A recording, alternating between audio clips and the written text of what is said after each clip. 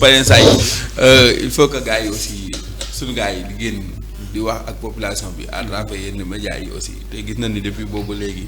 moom mi ngi ciy xar tànk tubéy bu baax fexe ba aussi nit ñi di xam yow fan nga jëm dëgg nga. Adama saa question bi mu ubbee du foofu laay bi ñu wax foofu la ñuy ubbee. kan moo yor réew mi. kan moo yor réew mi c'est une excellente question. C'est quelque chose de très très ambigu et que déception la boo xamante ni am nañ ko.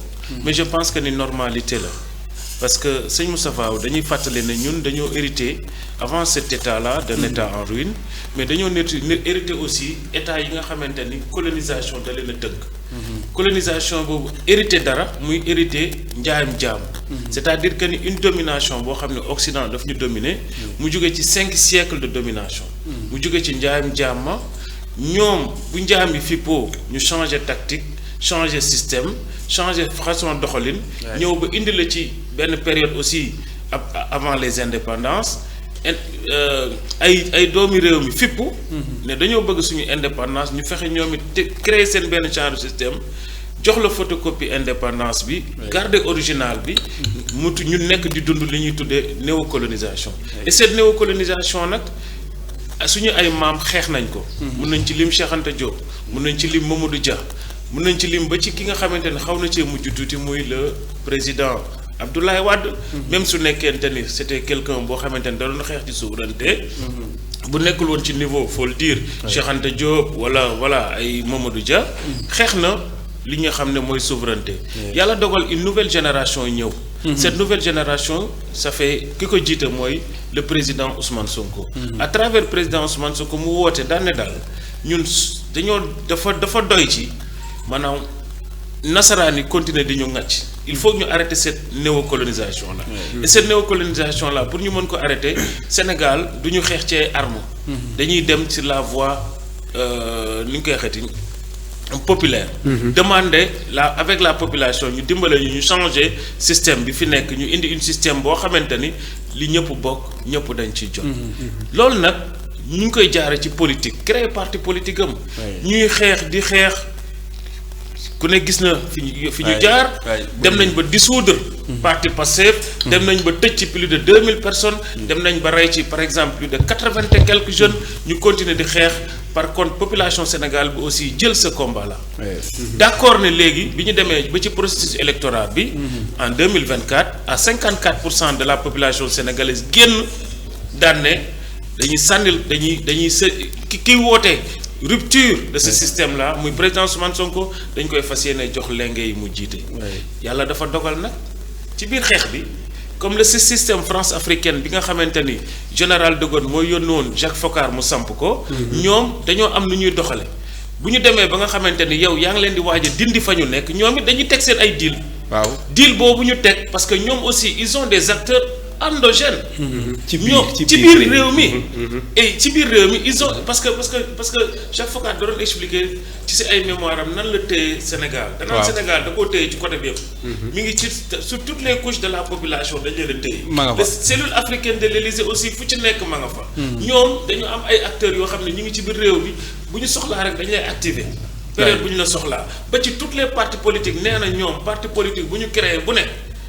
ca tàmbali ba am nañ seen ay nit am nañ ay leviers. 2 mois avant les élections Alain Juppé mi nga xam ne moo jiite woon les services secrets français dafa ne au Sénégal on n'est pas inquiet parce qu'on a une très bonne équipe là-bas donc ñun certaines personnes ak ñoom ak ay quelques personnes averties xamoon nañ ne dinañ jël réew mi.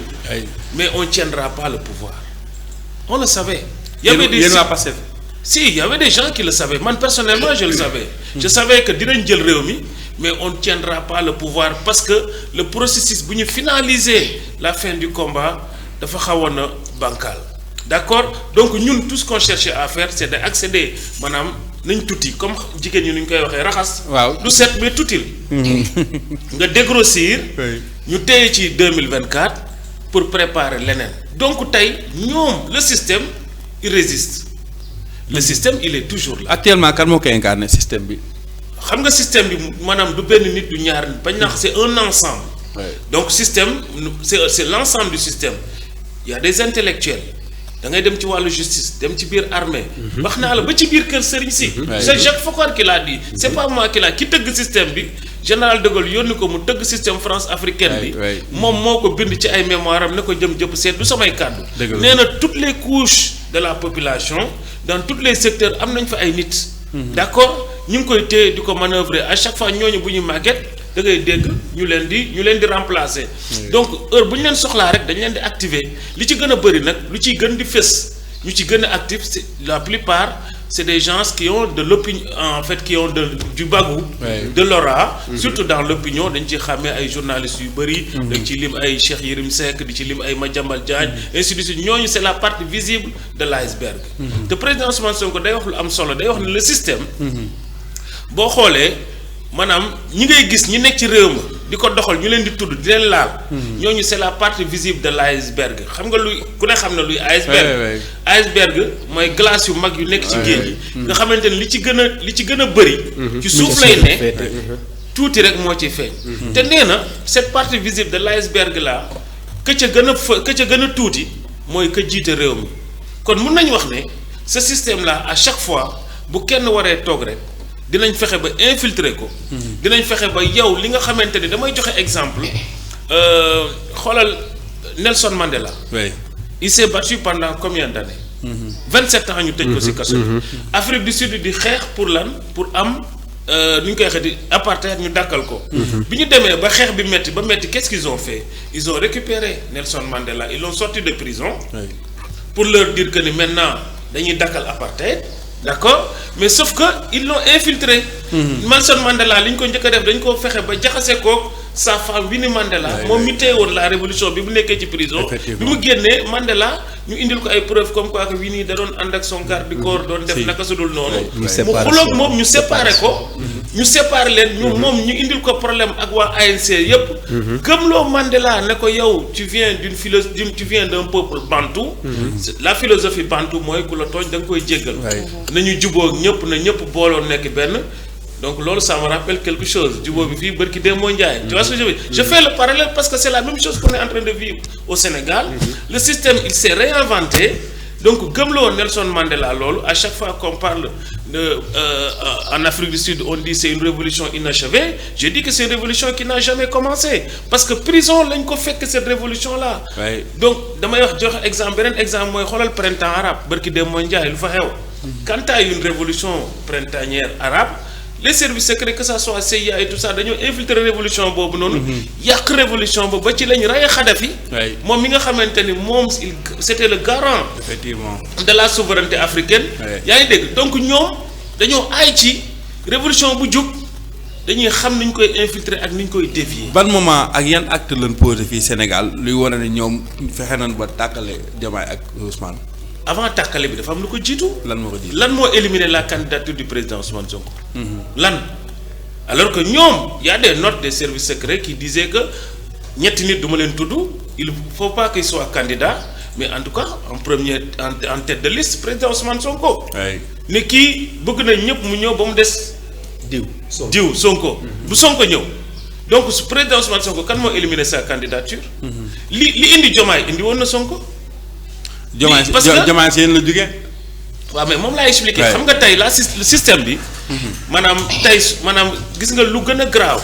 tu vois des pays gis nga bërki dem moo njaay xam nga Chine am na fa coup d'état. waay ki kan moo ko mën a xalaat. ñu ne Chine le président Xi dañ koy coup d'état ba rey fa plus de 22 militaires. gis nga Iran li fa xew. donc les services secrets ils sont tellement forts. gis nga Russie dañuy dem ba dañ koy jaxase ci biir.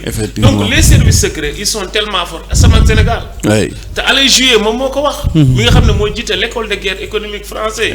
jiite woon les services secrets français au Sénégal ils ont une très bonne équipe là-bas. donc ñoom ils ont des logiciels admettons un logiciel bi tudd Pegasus jamono yooyu parce que Pegasus léegi amatul. il y a un nouveau logiciel ce logiciel. bi ñu téyee téléphone président Ousmane Sonko wala les contacts dañuy xam fi nga li ngay waxtaan. dañuy xam Tafa nii lay xalaate. Mati nii lay xalaate. Saturne nii lay xalaate. léegi su ko defee ñun dañu naan Saturne de defe naa ne moom moo gën a jege suñu xalaatin que moom.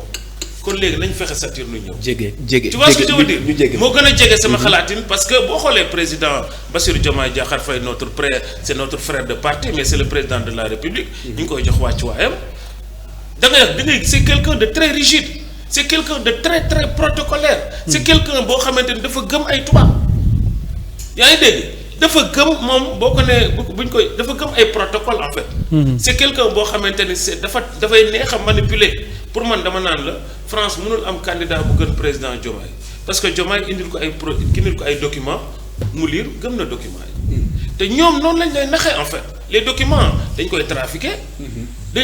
bu dee rapport nga bëgg rapport bi nu mu la neex kuy bind rapport bi. nu ko neex mu biaisé seen rapport gëmloo ne leen lii moo am yow quand t'arrives tu lis ce rapport tu te dis que ne waaw kon de Moustapha daf fi war a jugee.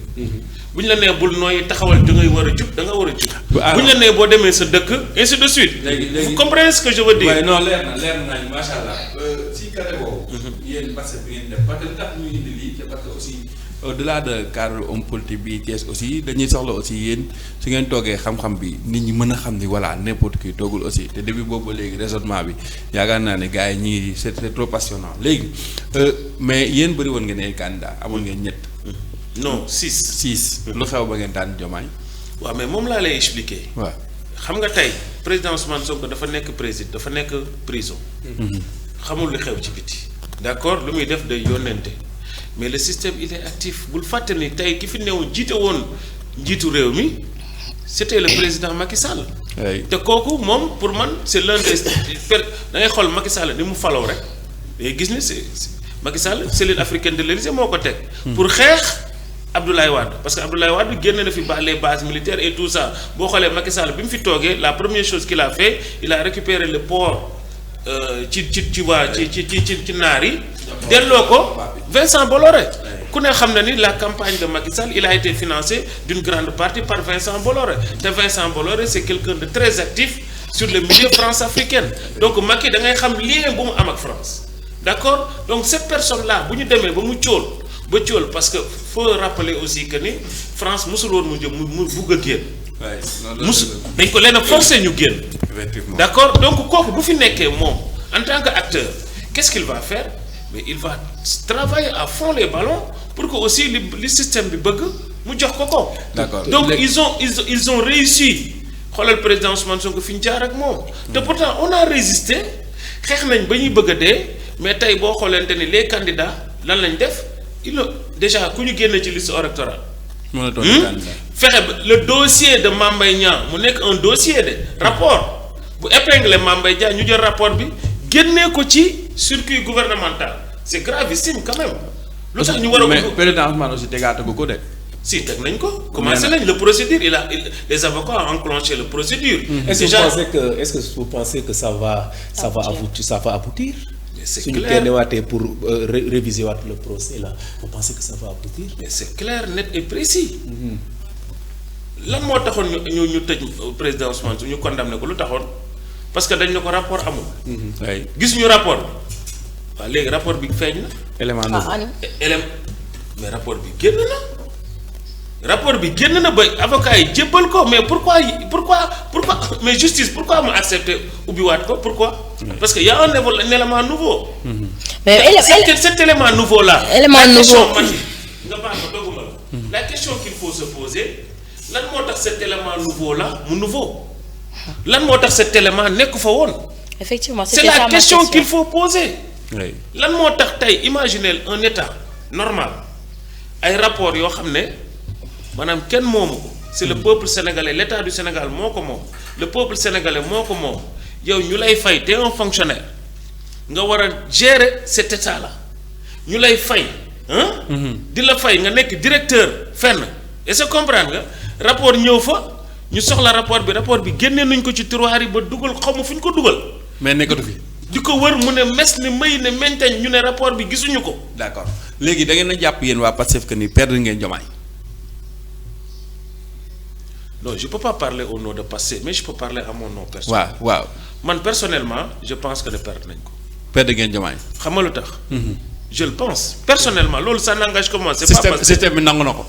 non man je parle pas de système mais en tout cas on l'a perdu xam nga lu tax. waaw parce que 10 ans ñu ànd ko 10 ans fukki at ñu naan bu ñu ñëwee dinañ def lii dinañ def lii dinañ def lii dinañ def laa ba ñëw ñu ne la kat mënuñoo jàll waaye yow la ñu jox bal bi jàllale ko ba ñu ñëw toog fukki at kon fukki at yi lañ ca doon wax yëpp suñu ñëwee toog rek bu ca amee dara lu ci dañ rek y a problème. et ça vous fait quoi ngeen cheminer ndoo defandoo chemin boobu noonu yëpp battrandoo campagne surtout période pré-électorale bi ngeen àndandoo yooyu yëpp ngeen dem ba ci biir ngeen gis ni li yéen jàpp ngeen ni li ngeen waxante woon ak Diomaye pour bu ngeen àggee au pouvoir nii ngeen di doxalee réew mi moom teggi na tànkam ci yenn point yooyu noonu yéen actuellement ça vous fait quoi ak naka ngeen di waajalee peut-être su fekkee élection mi ngi ñëw naka ngeen di waajalee pour battre seen campagne sans moom da ngeen di dem contre moom wala da ngeen di dem ak moom. non comme je dis je parle pas au nom de Pastef je parle à mon nom parce que loolu sama gis-gisu bopp. effectivement man personnellement wax naa ne bettu ma. d'accord et ni ma ko jëlee nag pour man c'est le cycle normal de la vie. parce que amul benn révolution benn je dis bi benn ci àdduna bi révolution bu xëy ñu tàmbali ko benn yoon rek mu yegg ci benn yoon amul. tout à fait. fu ñu munti dem ci àdduna bi. nañu dem ci la révolution française. il a fallu des tumultes et des tumultes et des tumultes ba ñoom ñu yegg fu ñu dem. nañu dem ci Amérique tey avant muy am indépendance am dañu ko coloniser. bu ne gis nañ fi la guerre de sécession comment ça a duré. bu ne gis nañ la noo. nañ dem ci la révolution iranienne. tàmbaliwul ci benn fan yeggul ci benn ci benn fan. donc mën nañ koy lim du jeex nañ dem Russie. ñu xool nañ dem Chine. xoolal Mao diggante Mao. fan la tàmbale woon Mao dafa tàmbali indi sa révolution des fois ça me rappelle aussi li fi nekk di xew. Mao sa révolution dafa ñëw Deng Xiaoping ñëw nangu révolution ba. ñu éliminer Mao. pendant combien de presque plus de 6 ans Mao ñëwaat nanguwaat révolution bi ñëwaat teg ko donc il faut ñun sénégalais yi. macha allah ñu comprendre ne defar réew. mënoo ñëw defar benn yoon mu sotti loolu amul ça n'existe pas c'est des chimères. par contre une révolution c'est dans la durée. gis nga tey bu ñu demoon tey ba génnee fi tubaab bi. ñoom it dinañ préparer waat fas yéene ñëwaat. moo nekk di am nii. non génneekuñ leen. dama ne bu ñu demoon tey ba gagné ba génnee tubaab ba jël président Ousmane Sonko teg ko ba Sénégal commencé dox ñoom dinañ fexe pour ñëwaat. mais est-ce que dans tous les cas parce que exemple bi may joxe rek. xoolal tey Chine gis nga ko digganteem ak Amérique ba léegi bàyyiwuñ ko mu normal. xoolal Russie ba léegi bàyyiwuñ ko mu normal xoolal Iran depuis kañ 77 lañ defoon cette révolution ba léegi est-ce que ñu ngi ci jàmm. léegi c'est à nous quand même de comprendre que la vie c'est pas un long fleuve tranquille d'accord tey soo bëggee sa indépendance da nga koy xeex boo ko téyee ba pare nga préparer sa doomi réew pour ñoom it jox la ay outils yoo xamante ni dinañ mën a téye seen révolution mais man gëm naa ne sëñ Moustapha pour répondre à ta question que ne ak Soxna Mati sa question li ñuy faje affaire bi xam nga mooy lan mooy dañoo jàpp ne on est physiquement apte et on est mentalement prêt et fas yéene nañ ñun dem à la kulli alin xeex bi du pour ñun ñun on va se battre jusqu'à mettre en place quelque chose mais yar suñuy doom ci loolu moo tax fa laay woo nguur gi ñun bu ñu demoon ba tey on va changer le système éducatif dugal une idéologie boo xamante ne suñu doom yi comme iraniens yi ni ñu def nga xamante ne ñoom dañuy mën a téye cette révolution là kon ñun fas yéene wuñu li ñuy wax rek xam nga la ñuy wax ñun mbayum tàndarma la boo ko jiyee du yaa koy jëriñ ñoo koy jëriñu ñun notre combat c'est quoi c'est de pouvoir semer quelque chose di tàndarma ji pour fas yéene ëllëg si biir suñu ay doom jëriñ. Alice est-ce que quelque part yéen bon damay wax ak yow puisque nee nga yow rek nga mën a tontu ndax yow. quelque part toog nga xalaat que ni nekk président dafa am ay réalités yoo xamante ne nii tant que nekkoo président mënoo ko comprendre loolee moo tënk Diomaye ba nga wax ni que ni c'est quelqu'un de très protocolaire est-ce que yéen bu ngeen toogee moom li ko tënk yéen bu leen tënkee ni mu doxalee du ngeen doxalee noonu. les réalités du pouvoir. raison d'état. alors damay waxaat le président Ousmane Sonko waxoon rek réalité pouvoir amul. y a la volonté du pouvoir gis nga fii. réalité du pouvoir bu la neexee ñu ne la waa y a une réalité de pouvoir mënoo def lii mais damay jël exemple rek c'est pas ma référence Donald Trump. y a beaucoup de choses qu'il avait dit tout le monde disait que mënu ko def mais pourtant def na ko. waaw réalité pouvoir amul le pouvoir yaa koy mooñ. yaa koy incarner yaa koy incarner ba pare yaa koy mooñ en fonction de li nga bëgg. gis nga tey bu nekkente ne mais kon pourquoi les changements di am ci yeneen dëkk yi. parce que ñii ñëw ils ont une volonté de changement léegi nag bu dee système bi dalaa mën nga xaw a nekk protocolaire comme li ngay wax un genre boo xamante ni te très poli et discipliné. waaw xam nga li ma la mais lan ngay def da nga naan duñ la wax rek da nga naan waaw dëgg la mais non parce que ñi lay wax tamit dañ lay nax parce que tey imaginez tey liñ yow li ñu lay jàngal que ça soit comment on te forme le système comment il te forme comment il te prépare Jacques Fakar moo ko wax de ki tëgg système bi.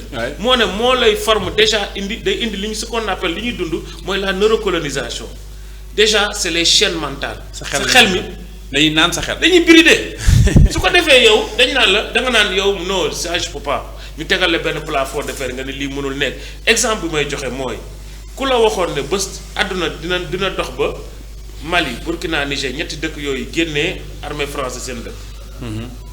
ku la ko waxoon di nga ko weddi. xeex ak France ba gañe la ku la wax ne Amérique ñoom ñu génnee Amérique seen dëkk. ku la ko waxoon di nga ko weddi ñu dem ba nga xamante ni ñoom seen uranium ñoo ko téyel seen bopp nationaliser seen pétrole jël seen lépp téyel ko seen bopp ku la ko waxoon di nga ko weddi ku la waxoon ne Rwanda en 94 fii la ñu fekk. que ne Paul Kagame dina dem ba récupérer waa Rwanda ba def ko tey mu nekk l'un des pays même bu Paul Kagame newul sama référence. si dama ne nit il faut une volonté. d'accord loo bëgg a changer. di nga ko changer gis nga réalité état li président Ousmane Sonko waxoon laay waxaat. ça n'existe pas yow yaay ñëw taxaw ne lii nga exemple laay joxe beneen exemple pour terminer Sénégal. Sénégal waxuñu woon ñu ñëw au niveau local aussi. dinañ fi ñëw incha allah. waaw ala kulli àll il faut ñu wax ci niveau local. mais je veux dire Sénégal fii kan intellectuels yi les neurocolonisés là. ils nous disaient que ne ñun mënuñoo dem sans FMI ah. mënuñoo dem sans Banque mondiale. 2 ans de pouvoir président Ousmane Sonko ne leen téye leen seen xaalis est-ce que néewuñu di dund. mais réew mi metti na téye leen ça mais les difficultés sont palpables. di ci certaine je vais te poser une question. maa ngi jégalu yow yaay poser la question. pour répondre à ta question je vais te poser une question. réew mi ñu toog di dund nii. waaw ceeb li muy jar tey ak li mu doon jar jamono yi Macky Sall bi fi ëppee ni di dugal xaalis lan moo gën a cher.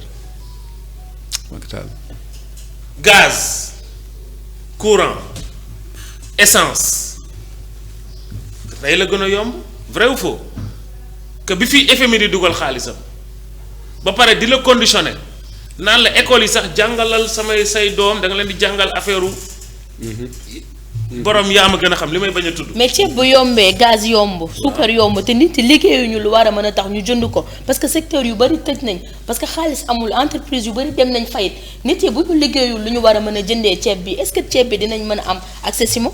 dañuy dem rek ci rapport 2024. avant ñuy jël nguur gi.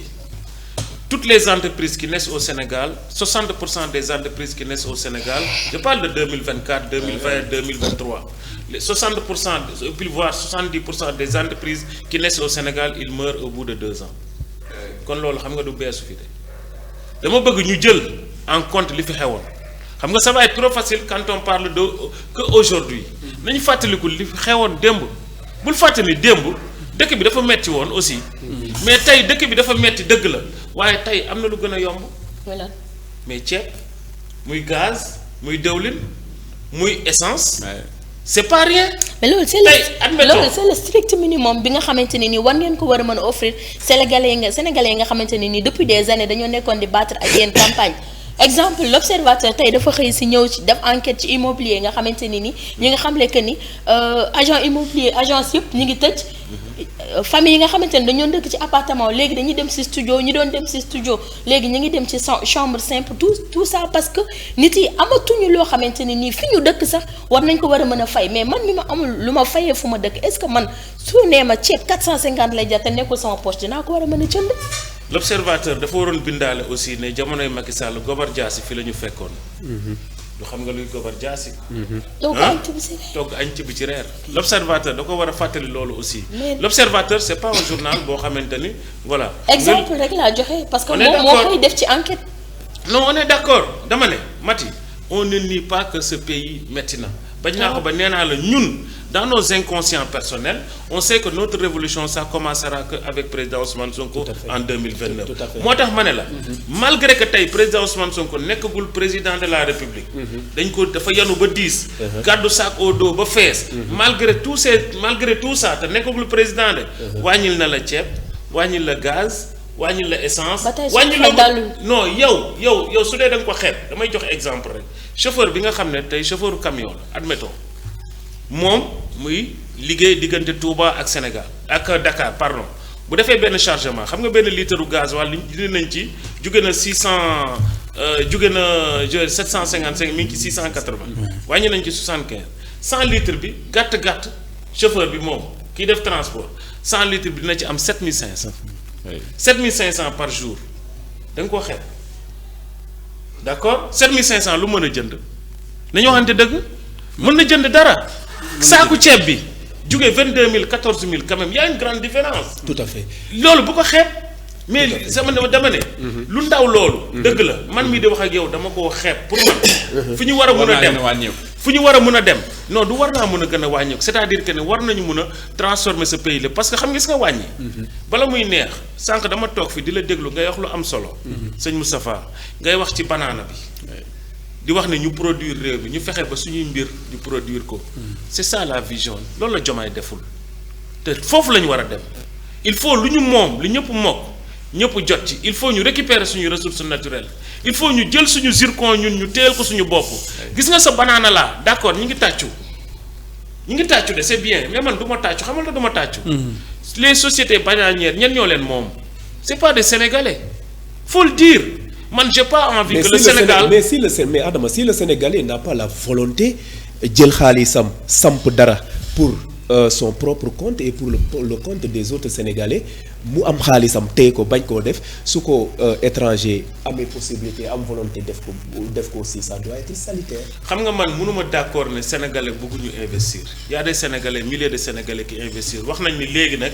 fàttali naa rek les 70% des entreprises qui naissent au Sénégal meurent au bout de 2 ans c'est que ces Sénégalais yi peut-être que ni dafa am des problèmes yoo xam ne dañ ko war a régler. d'accord man d'accord naa ne mënoo tëj sa réew nga ne investisseurs yi du ñu investir mais dama ne. quand on veut fabriquer benn filière. il faut bien la fabriquer. il faut pas man gëwuma agro business gëwuma ko. pour dire vrai agro business ñan ñoo ciy jariñu mooy ñu am morning ba pare. et par contre le ministre de l'agriculture ci li mu war a liggéey mooy fexe ba nga xam ne te ñu ngi ciy def ay jéego te fexe ba nga xamante ni suñu mbokk yenn Fass man sama waa dëkk Fass. waa Fass. waa Bulal. waa Thiamène ñoom ña fay juddoo ñooñu ñu mën leen a dimbale ba nga xamante ni du ñu mën a dem Dakar. di fa gàddaay comprendre ñu fekk leen seen dëkk dimbale leen maanaam financer leen ñoom ñu bay ci réew bi ñu jàngal leen une agriculture machinée. tu vois ce que je veux dire. au lieu que yow maanaam Moustapha rek am xaalisam ñëw Fass ñu daggal leen ma tant de hectares ñu daggal ko mu bay ba pare jël fa waa Fass di leen fay ay 50 bi déedéet dama bëgg xale yi juddoo Fass ñooñu ñu dugal leen ci centre de formation créer foofu des centres de formation agricole agronome. ñoom ñu jàngal leen foofu agriculture ba pare financer leen en France c'est comme ça qu'il faut. d'accord donc man li ma gën a gëm mooy c'est bien. investir mais nañu fexe ba nga xam ne ña juddoo baykat yi ne ca biir àll ba ñu dimbale leen ñooñu suqaliku parce que loolu boo demee tey États-Unis ñu fa gën a riche ñan la. baykat yi c'est les baykat effectivement. donc il faut ñu jóge ci agro business. ñu fexe ba nga xamante ne dañuy suqali l'agriculture locale. loolu laa gën a gëm. tout à fait Adama Fall laataa ñuy entamé ak yow ci li nga xam ne mooy sa vision au niveau local actualité politique au niveau local déglu naa la te ñu lay seetaan aussi suivre nañ la du début ba bi nga daanalee sànq gis naa ne d'après ni ma jàngatee ni nga waxee yow je ne te sens pas sur le président Diomaye te yéen a bokk seen Pastef la façon dont vous avez parlé. daf may pousser ma xalaat ne vous avez déjà comme objectif de lutter contre le système te wax nga sànq ne le système existe jusqu'à présent et tu as projeté une vision pour 2029 pour xeexub système bi si je comprends bien day tàmbale en 2029 su nekkee ne porté ngeen seen candidat Ousmane Sonko à la tête de ce pays ñu gis ne le président de la République a entamé une tournée dans le Sénégal oriental Ousmane Sonko entamé une autre tournée dans ci côté Guinguinéo dans le bassin arachidier kon donc cela prouve que ne yéen donte yéen a ngi ànd ak Diomaye seen leader nekk premier ministre mais vous avez une vision pour 2029 est-ce que vous pensez que vous allez atteindre cette vision en 2029 pour samp seen waay ngir mën a xeex système bi kon xeex système bi ngeen waxoon yëpp ne da ngeen koy tàmbali ci seen mandat bi vous ne parvenez pas à xeex système bi beneen vision ngeen di am en 2029 est-ce que nit ñi nañ am patience te yéen a waxoon ba ñu jox leen est-ce que nañ yaakaar pour joxaat leen en 2029 su nekkee ne seen waa ji dina bokk ndax seen bokk bu waa ji aussi c'est une question leerul lëndëm na sa gis-gis ci ni ni mel Adama Fall déjà ci bokk bi laay wax bokk bi moom force la incha allah di ngeen bokk ala kulli force la loolu dafa leer Fall foo ko teg xam nga fan laa ko teg waaw lan moo génne woon président Ousmane Sonko ci course bi lan moo ko génne woon li ko génne woon moo ko dugalaat président Ousmane Sonko dañ ne woon nekkul ci liste électorale te mu voté na wala voté wu voté na en Casamance ñoom ñoo wax ñoom ñoo defar ñoo tulli ñoo mbalax ñoo ko yàq ñoo ko réparé parce que yàgg na leen dossier bi seen dossier gérer leen ko sama yoon nekku ci d'accord donc moom li ko génne woon moo ko dugalaat kon lan moo koy teree bokk gisuma ko xanaa système bi bëgg na liggéeyaat pour mu bañ a bokk ça on le sait mais par contre système bi dañ koy daan àla kulli àllin gis nga dañ koy jëkk a jàpp di ko tër mu rëcc mais bi yoon dinañ ko jàpp dinañ ko tër dinañ ko ñatt dañ ko rendi àla kulli àllin dina daan tout à fait d'accord donc kon après nga entamé activité locale damay def relance rek su daanalee allez-y donc kon 2029 non mënuñ ci bañ a nekk parce que nous on voulait que ce combat de libération là ñu commencer exécuter 2024 mais à l'impossible nul n'est tenu d'accord comme yàlla nii la ko dogale découragé wuñ de ndax ñun duñu sonn duñu tay duñu bàyyi dañoo gën a yokk doole dañoo gën a xam ne kon système bi peut-être que il faut ñu dem altéruwaat wutaat doole defaraat abdominaux yooyu ñëw taxawaat takkaat jaaj yi. gisu leen seen bopp ci biir système bi et vous continuez toujours à cheminer avec le système. pourquoi pas bien sûr votre leader Ousmane Sonko mu ngi ci gouvernement bi. pourquoi du ngeen génni.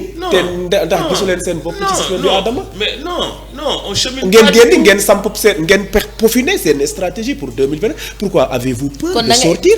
wala da ngeen a bañ a su ngeen génnee gars yi actionné du ngeen bokk en 2020. Satir chaque jour nga dégg président Ousmane Sonko nekk ci biir. di dénoncer le système te mi ngi ci biir.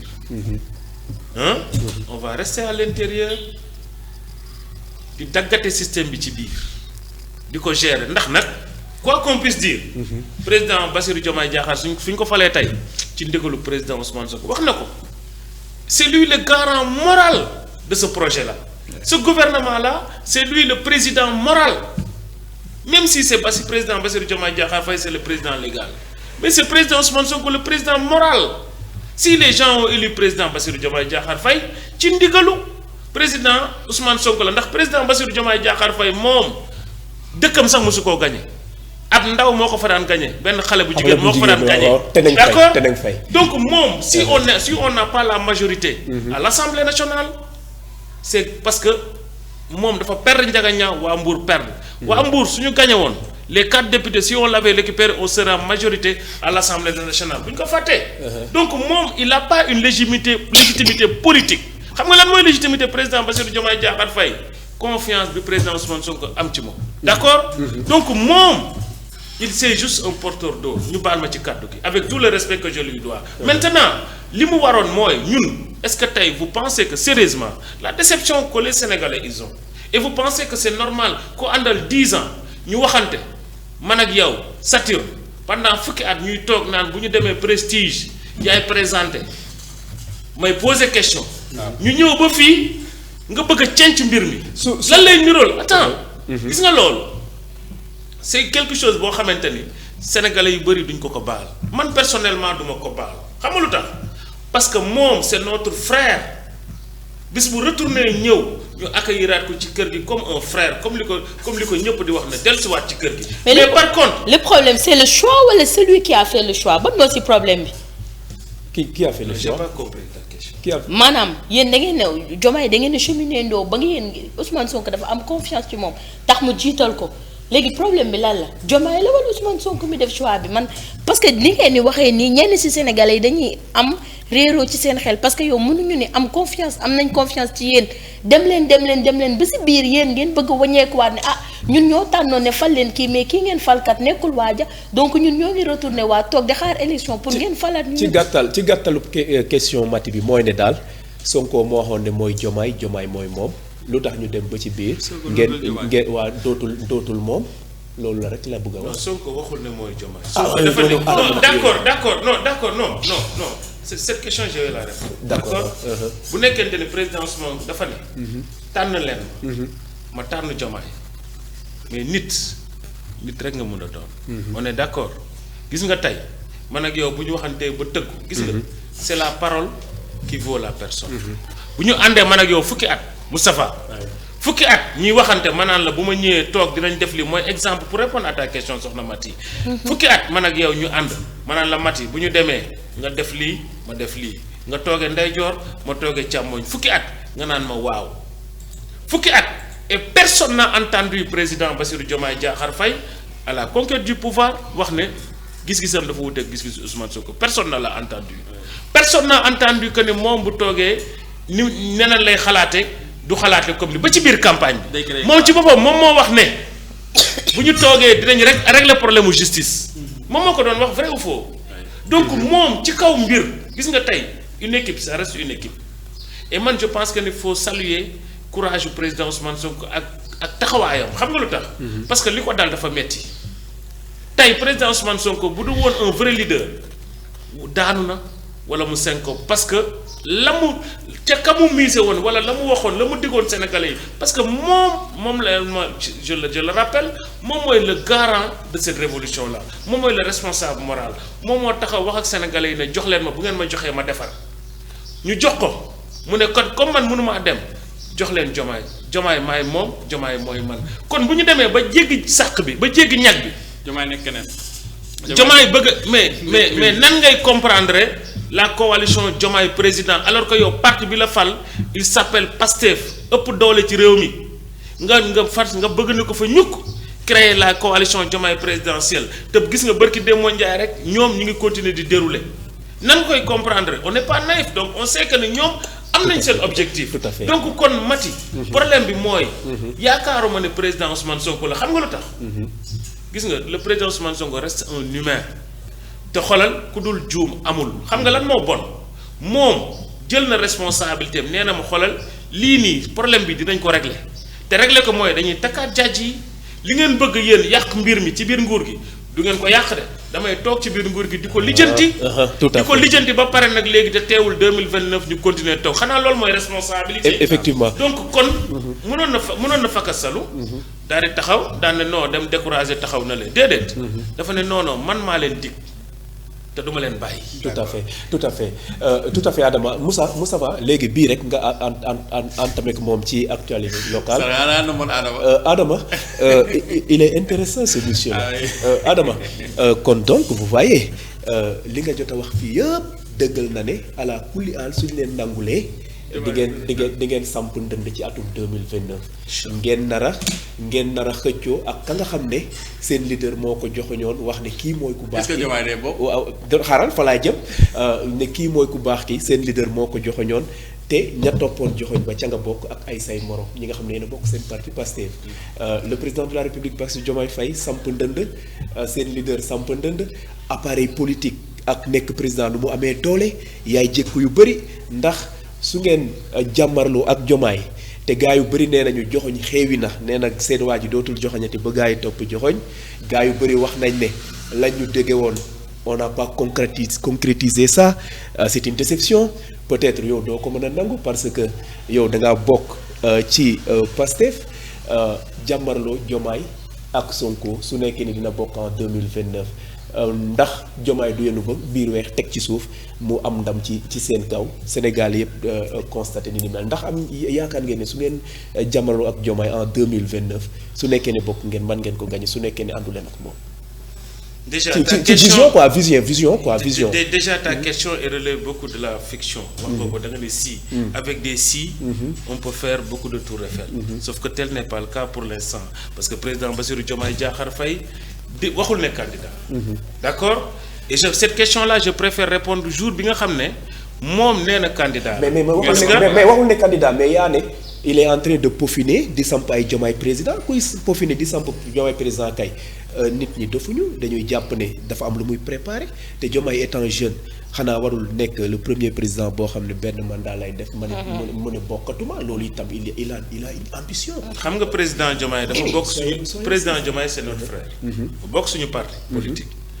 donc ku ne gis na fi dans une famille il peut y avoir des querelles de famille. d'accord ba nit ñi tàqalikoo ñi sax ber seen jël. waaye mën na am. il peut revenir à de meilleurs sentiments parce que ñun loolu la ñuy ñaan. d'accord pour l'instant man je veux pas me projeter. ci candidat ci xeexu diggante président Ousmane Sonko ak Diomaye. parce que gis nga ko barki Demba Ndiaye. président Diomaye woo na fi président Ousmane ne ko kaa ñu seetaanandoo match bi. on est d'accord donc lim ko woowee ne ko kaa ñu seetaanandoo match bi mën na ko woo suba ne ko kaay ma nekk si directeur de campagne. tout peut y arriver et que ñun loolu la ñuy ñaan yàlla. qui revienne à de meilleurs sentiments. loolu nag bu amee fa lillahi alhamdu c'est le Sénégal qui gagne. d'accord et que man heure bu ma jullee loolu laay ñaan yàlla. damay ñaan yàlla ñu dellusiwaat nekkaat benn. et que la famille patriote. ñoo nekk ban pour le bonheur du Sénégal parce que nag sénégalais yi nag wax dëgg yàlla xaaruñu fenn fudul foofu. donc man loolu laay ñaan yàlla. am na solo yàlla na ko suñu borom def. li ci kanam nag raw li bën. actualité locale ngir jeexal. actualité locale doyloo waaw waaw. il m'a rassuré vraiment. non c'est comme ça ba ça il faut que gars yi yëkkati niveau te vraiment il a assuré. macha allah si domaine boobu noonu. Adama di nañ ni côté local moom mairie moom ce côté ouest ak ville pratiquement mayu leen dara récemment gis nañ nga songu Babacar ci affaire marché au poisson bi am na leneen loo ko reproché au delà de ça avant ñu ñëw ouest. waaw. Babacar Diop bokk na ci sama déception Thiès pour dire vrai ndax Babacar man personnellement je le dis aujourd'hui et je l'ai toujours dit j'ai jamais voulu que Babacar soit notre candidat à la mairie de ville man dama mus a gëm ne mairie ville Thiès nañ ko jox Birame Souleye Diop d'accord keneen ku ñuy jox ñu jox la loolu laa mus a gëm Adama Diawara nekk kóllëre nekk nit ku baax. Je le salue, c'est notre frère du parti. C'est le moo topp ci Birame Souleye Diop. D'accord vice-coordinateur. Adama Diawara dafa sonn ci élection pour ñu fal Babacar Diop. man personnellement je lui ai dit Ada tu penses que ni celui-là kii du ñu wor mu ne ma non kii du ñu wor il a porté la garantie que ne Babacar Diop bis bu ñu ko falee ñun ci coalition Diomaye président moom dina ànd ak ñun continuer ànd ak ñun liggéey d'accord moom da cee dox da cee sonn Amadou Ba sonn ci d'accord man Babacar Diop j'ai jamais été pour que mu nekk candidat mais comme Adama c'est quelqu'un boo xamante ni nit ku jub la nit ku dëggu la c'est une personne avec des principes d'accord kon su ma waxee rek ne gëm na Babacar Diop man it dama koy gëm par ricochet d'accord mais teewul j'avais toujours des réserves parce que nit melul nu muy waxee nu muy jëfe la mel et que man pour man dama jàpp ne ñun Thiès c'est la seule région boo xam ne à part Ziguinchor jamono yi 2021 les premières élections ñun ñoo gagné on a remporté toutes les élections fii à Thiès jamonoy traversée du désert te nuñ ko defee ñun ñoo ko xam d'accord ñun ak Ziguinchor seule région fu Sonko doon gagné Thiès la le seul leader bu daan gagné sa ni ñu koy waxee département c'est Birame Souleye Diop à part Ousmane Sonko kon ñun bi ñu demoon ba nga xamante ni tey ñu ne xam nañ ne on va gagner Thiès parce que liggéey nañ ko fi ba pare on avait tous les documents xam nga amoon nañ suñu document ñu xam ne dañuy gagner Thiès mais Adama Diawara moom mu porter garantie ci ki nga xamante ni tey moom mooy Babacar Diop gis nañ ko au sommet de l'État ñu jël Babacar Diop samp ko à la place de Moussa Tine Babacar Diop jamono yooyu noonu président Ousmane Sonko bi muy ubbi fii nii partem président Ousmane Sonko ñëw na ba fii boulevard Barthélemy taxawal ko jàppale ko d'accord joxe ndigal ne jàppal leen ma Babacar Diop même su nekkente ni d'accorduñ ci sax au fond mais def nañ ko ndax suñu kilifa la ñu ànd ci loolu parce que Adama Diawara moom moo joxe garantie ci ne Babacar Diop nit ku baax la du ñu wor dina ànd ak ñun mais Babacar lu mu njëkk a def Adama Diawara mi ne woon adjoint da koo génnee sànni fële. pour quelle raison. évincé ko. Adama waxu loolu de Adama waxu fi loolu de bi ñu ko fi invité fii. waaw mais xam nga Adama c'est quelqu'un man maa koy wax je vais dire la vérité. Ouais. Adama c'est quelqu'un de très diplomatique il est voilà. nee na wér-gu-yaramam moo ko muy. waaw mais Babacar da koo génnee gis nga Abass Fall. waaw ak Barthélemy Dias. ca mairie Ndakaaru ba. la Barthélemy Dias def Abass Fall maire Ndakaaru bi je pense que ni les partis socialistes ils ont une deret un peu de voilà am nañ deretu woor ci suuf nañ ma jéggal ci kàddu. parti socialiste. waaw parce que je pense que ni y a une formation qui fait que ni ñoom dañuy bu ñu soxlaa dara dañuy ñëw jege la.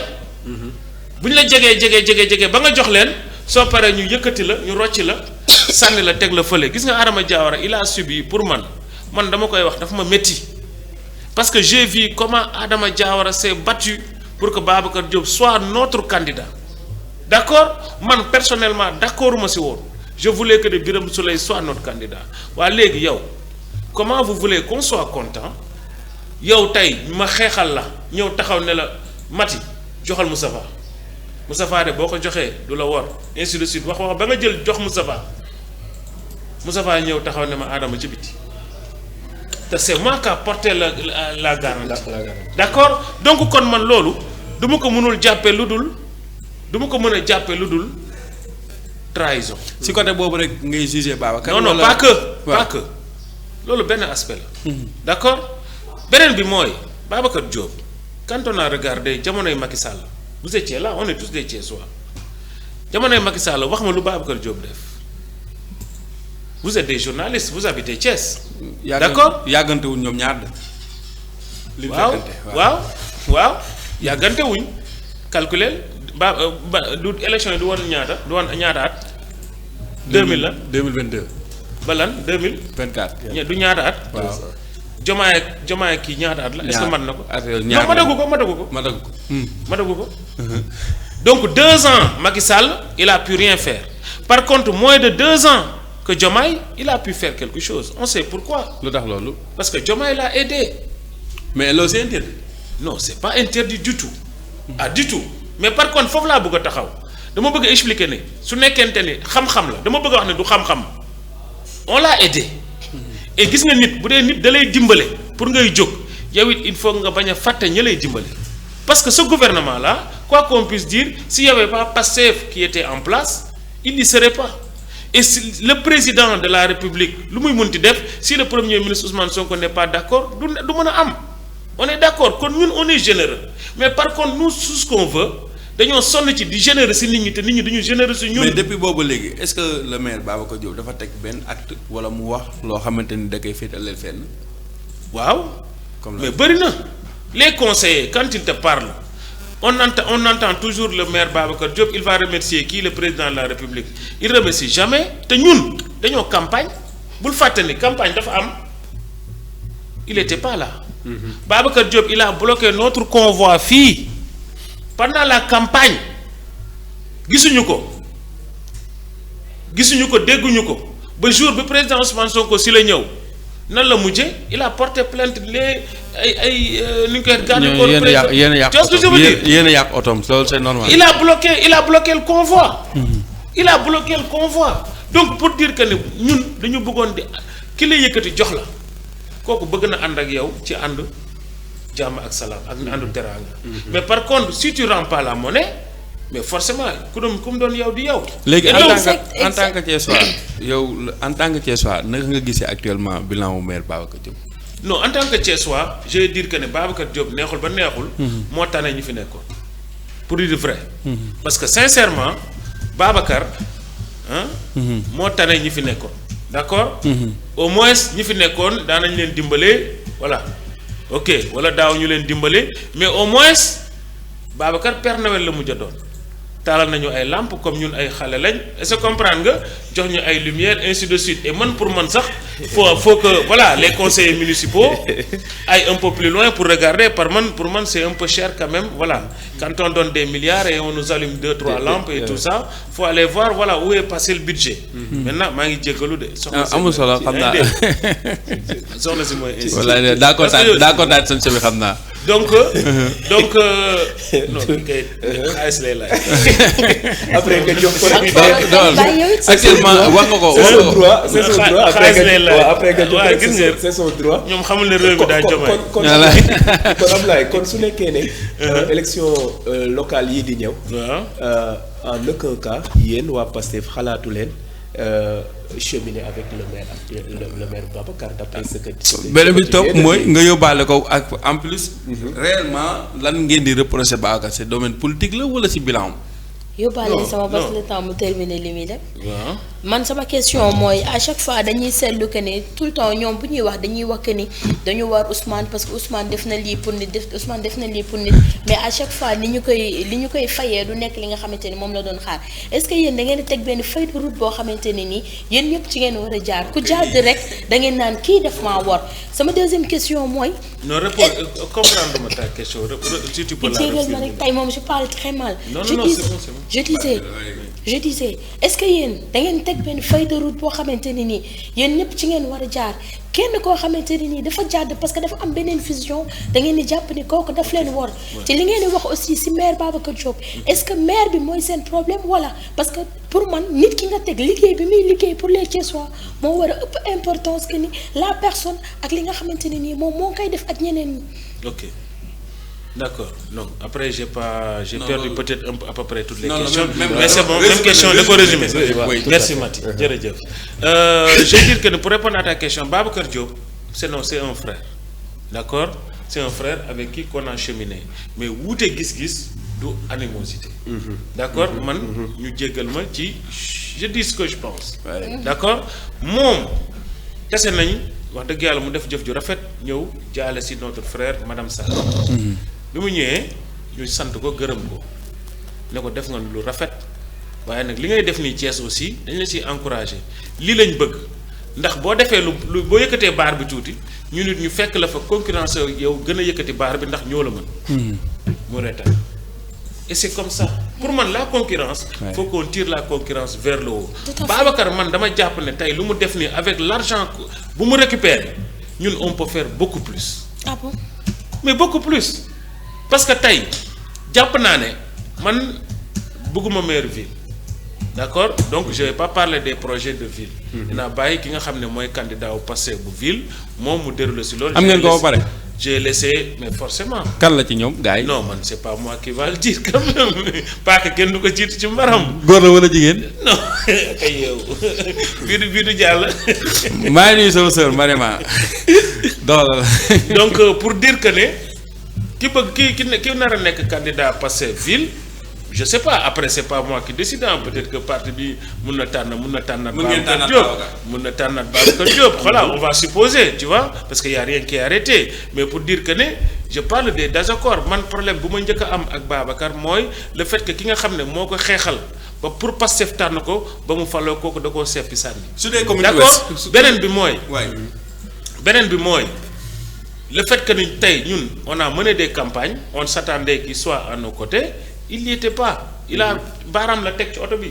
Tegul loxom dolem. Tu vois ce que je veux dire? Alors que ñun dañoo teg. Donc yooyu c'est des choses comme qu'on retient. Parce que aussi bu faté ñun Pastef, on devient mature et mûr. Ñañ daan andal ñun on partait avec beaucoup de générosité. Te tay pour ñu changer ce pays là qui est mieux placé, ñi gëm projet bi samp projet bi ñoo ko mën a doxal ci kii boobu lañ def c'est pas dans l'optique de mat sa question t'as l'air de dire que ni ku bokkut ak ñun xalaat non ku bokkul ak ñun effectivement vision de ce projet là. parce que projet bi dafa am lu mu tudd dafa am gis-gis te dafa am lu ñu jaay sénégalais yi ku ci tënku falilaahi alhamdu ci kaamil bi ñu dem. ku wàcc alxuraan bi nag ñu ne la wàcc nga.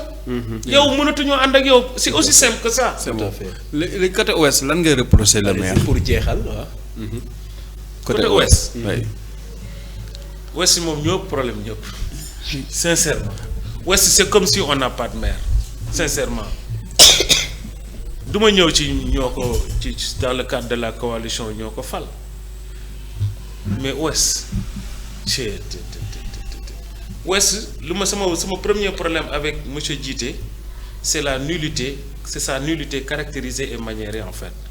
maanaam amul benn xam-xam wala benn volonté sax j'ai l'impression que ni c'est l'un des maires les plus paresseux du Sénégal. Non mais c'est vrai, en plus il fait aucun effort aucun effort parce que il avait tous les moyens moom ñu jàppale ko mu dem ñu àndandoo liggéey d'accord à part scandalu 800 terrains yu réer yi ñuy dégg waaw yi ñuy dégg diggante moom ak beneen maire bi 800 terrains ñu naan fii la nekk fii la nekk Adama taxaw révélation nga def de loolu moom je pense que loolu doone ba Moustapha yëgoo ko loolu ñu ko bon 800 terrains yi ah bon loolu ça date de yoo xamante ni leeru à part des marchés yoo xamante ni ñu ngi koy joxe déjà récemment rek à part li ñu koy waxee marché yi nga xamante ni ñu koy joxe. te ñun man personnellement am na kii yoo xamante ni voté wu ma ko d'accord. conseiller nga fa. je suis conseiller à la mairie Thiès Ouest. damaa dem ba mu jóge dematuma sax conseil. parce que pour man mënuma toog di xool injustice nii muy jàll. et je me dis je préfère être chez moi bàyyi leen ñu def seen ay affaires ñun 2027 soreté wu ñu ne ko coppet teg fële. samp keneen yaa ngi dégg. donc moom monsieur Mamadou Djité bokk na ci problème yi ma am ak moom des principaux problèmes mooy c'est ces fautes de gestion mais ñi ngi gis ay fautes de gestion yoo xamante ni c'est hallucinant ci wàllum budget bi. yàlla non mais déjà on parle des comptabilités yoo xamante ni duggul mais admettons damay wax don et legs dañ c'est encadré. Moustapha yow en tant que maire tu peux pas prendre des dons n'importe comment don bi dafa am yoon bu mu war a jaar. dañuy jékki-jékki rek ñëw ñu ne diw jox na ko don telle personne tant 1 million. te don boobu noonu normalement conseil municipal bi moo war a désigner ndax dinañ ko jël wala duñ ko jël bu ñu ko jëlee fii lañ ko war a dugal ba pare warul laal xaalis dafa war a dem perception municipale. dafa am ay xaalis mu laal. moom moo ko wax. des chèques yoo xamante ni don la te waru ko jël perception la xaalis bi war a dem. c'est pas la mairie parce que comptable matière amul pour rétablir parce que bañ na ko ba comptable matière la tudd. d'accord donc la vraie comptabilité perception la comptabilité mairie perception la. mais dem nañ ba fay gis ay emploi fictif. côté mairie bu côté mairie Thiès Ouest y a presque plus de 80 kii yoo xamante ni leerul xamuñu parce que leeraluñu on a envie qu'il nous éclaircisse tout ça ba pare lu gën a garaaw mooy suñu boulevard Barthélemy bi mu caxate. bàyyi loon ñu ko noonu sax moo ñu gën a ndax fi ñu toll nii xoolal du lu kenn xam. mais est-ce que bawoon ko noonu ak la fa xewoon yëpp aussi gis na boulevard bi ni meloon aussi est-ce que aw def fa dara gënul. non mais lii ban sens la am def fa dara comment. non ba pare du maquette bi la ñu présenté woon du lii la ñu waxoon. mais lii pour man xam nga lan la. maanaam on t'a voté nañ la benn budget il faut nga jéem a justifier ce budget. nga defal ñu fa benn 2 pelés ak 3 tondus en attendant bu ñu waxee nga ne li nga pour nga jéem a justifier loolu ba pare beneen bi mooy. suñu même boulevard boobu nga xamante ne terrain Casa nga xam ne ñun suñu patrimoine la terrain Casa ba ñu nekkee xale ba léegi ñun fa la ñuy fooy di fa footballé. mu ñëw ne day defar benn convention pour lan jox ko def ko benn genre futsal bi convention ba boo gisee documents yi da ngay waaru si yàlla nga naan lii nit nan la ko mën a defee parce que loi yi dañ ko encadré maanaam kañu war a attribuer marché ba déjà nekkul sax Sénégal numéro téléphone ba ma nga Amérique loolu noo koy mën a comprendre une société elle doit être basée au Sénégal. yow ku basé wul Sénégal nan nga koy mën a attribuer ay marché d'accord donc te on a eu des précédents maanaam gis nga man dañuy guddeel li may wax gars yi rek jiite moom. bu ñu sonn ci ay mbiram nañ xaar. si côté domaine de compétence transféré yi daf ci am yenn yoo xamante ne dañ ciy d'accord ak moom si li mu ciy jéem ci ay teg jéego. déggoo li ma la wax man damay wër du ma gis maanaam ñoom li ñuy bàkkoo j'ai même pas envie de parler j'ai envie de rigoler maanaam yow mi ngi mel ne rek nga yëkkati sa soxna nga jox ko 10 000 ne ko defal ma caakiri. nga ñëw fekk fa cere kese. mun naa la jëndal naa la ñaari boolu cere. t'as envie de rigoler donc pour man loolu ça relève de l'incompétence en fait donc duñ ci commentaire waa Thiès Ouest yow dugal rek nga jël sa micro nga tàllal ko waa Thiès Ouest nga laaj leen nga ne leen fii lan lañ fi def donc la ñuy bàkkoo pour man maanaam c'est wàllu ñeente donc kon man pour man du lu ñuy comment ça s'appelle du lu ñuy attardé wu parce que. pombiteer bi nëb na ba pare. candidat nga fa. incha allahu rabbi je suis candidat à la candidature. projet phare yi daa am yenn yoo xam te def na ko fa wóor la nii nii. déjà sëñ Moustapha. waaw xam nga man dama gëm ne la municipalité elle doit être à la service de la population man gëwma ni maire ñun suñu maire yi nii xam nga peut-être que ne daf ko fekk inconsciemment seen xalaat mooy ñëw nekk maire après détourner ay terrain jaay def ay suuf jaay Sénégal loolu moo fi am man dama gëm ne il faut que ñun ñu commencer liggéey à la service de la population benn te loolu pour mu mën a ne il faut que aussi ñoom les maires parce que je sais ce que j'arrive pas à comprendre parce que les lois aussi yi fi nekk Sénégal baaxul ah faut le dire parce que tey yow mënoo ne maire yow yaakaaruma ne ils ont assez de ressources parce que par rapport ak man sama projet yi ma am li ma yaakaar ne fa ma bëgg a yóbbu réew mi Thiès Ouest maanaam les véritables xam nga tey kan ñoom lu ñu hérité c'est l'État qui les injecte de l'argent mel ni ku leen jox seen genre biberon yow boo bu ñu kontaanee si yow jox la biberon bu ñu kontaanul arrêté et ces lois faut les enlever man il faut quitter l'acte 3 de la décentralisation ñu jëm ci acte 4 jëm ci yeneen parce que aussi il faut que collectivité territoriale yi am ay ressources parce que tey imaginez tey man Adama Fall suba maire si j'ai envie d'avoir un partenariat en Chine wala beneen dëkk je peux pas le faire parce que loi yi dañu may tënk gis nga loi yooyu il faut nguur gi changer certaines lois de certaines collectivités pour jox libérer parce que xam nga la laa gëmmal dama gëm ne c'est les communes les collectivités ñooy dimbale état mënul xëy développer réewam noonu tant pour passer par le développement des collectivités gis nga gox yi ñooy développer te gox yi pour ñu mën a développer il faut qu'ils aient de la ressource ñu mën a créer tey par exemple mu dem ci wàllu formation créer de l'emploi parce que fii koo fi wax mu ne du sama compétence loolu la ñu war a arrêter certains domaines non loolu gis nga loolu il faut les maires noor gi ngeen yor sax da koy wax non mais dëgg la il faut les maires loolu pour man c'est le premier problème gis nga loolu ku ko mënul régler mënoo développer sa gox te il faut nga comprendre ne les collectivités il faut que ñu am de la ressource pour mën a créer de l'employabilité tey bi damay joxe exemple admettons Thiès Ouest lan la fa maire bi di créer pour liggéey man dama gëm ne usines yu mel ne NSTS dañ ko war a dekkal te pour ñu war ko mën a dekkal il faut que nguur gi jàppale maire bi d'accord il faut aussi maire bi tamit am ce projet là am une capacité de pouvoir aller chercher de l'argent ailleurs am une capacité aussi de mën pouvoir am ay yeneen partenaires am une capacité de comprendre aussi tey admettons Thiès. Thiès c'est la première région minière du Sénégal. Thiès mooy première région minière du Sénégal. ministre bi fii la dëkk aussi bokk si yéen. mais fan lay feeñ feeñul fenn xamul tax feeñul parce que les lois amul ay lois dama déglu ministre bi mu fi ñëwee def fi la démarré ni ñu koy waxee sa première visite. yaa ngi dégg minière nga xamante ne c'était une grande première c'est à saluer faut saluer le ministre Birame Souleye Diop ci initiative boobu mu def pour nit ñi comprendre mine moo ci boobu moom laa dégg moom ministre muy exposé mu ne.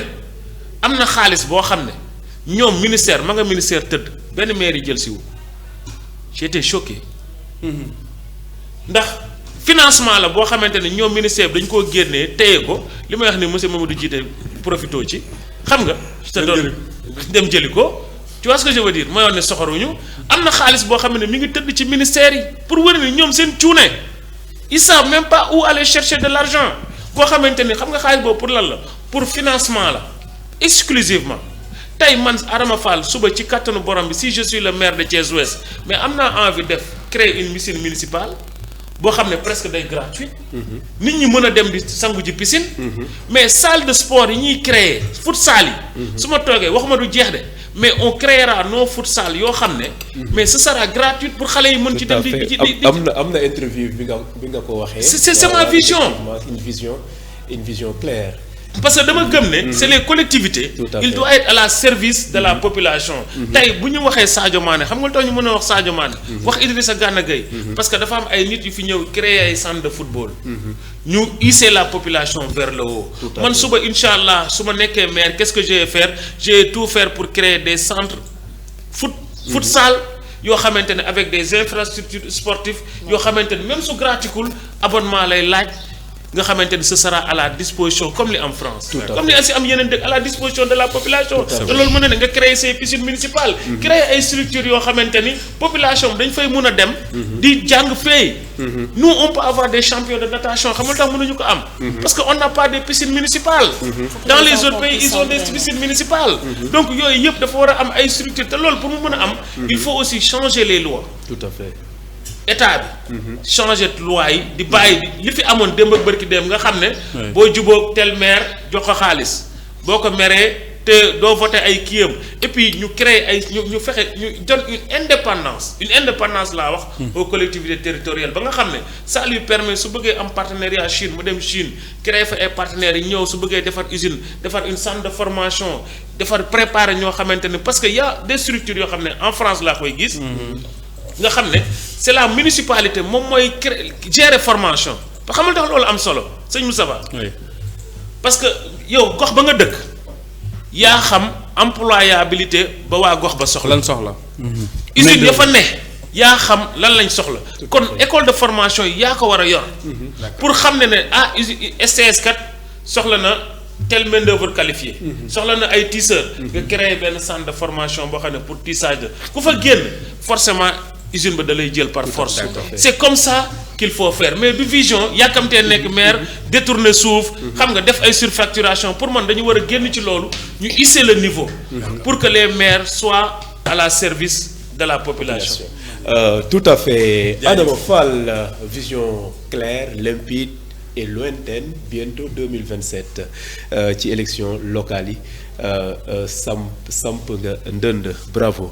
10h34 minutes temps universel Adama Fall kontaan nañu lool ci dalal bi ñu la doon dalal ci émission Prestige matinale ça a été intéressant ci li nga xam ne moo jëm ca sa cheminement def nga référence yu bëri loolu wane na maîtriser nga géopolitique ndax def nga référence méngóole mu ànd lool ma kontaan ci lool ndax man mi nga xam ne la géopolitique m'intéresse de fort belle manière kàddu gu mujj.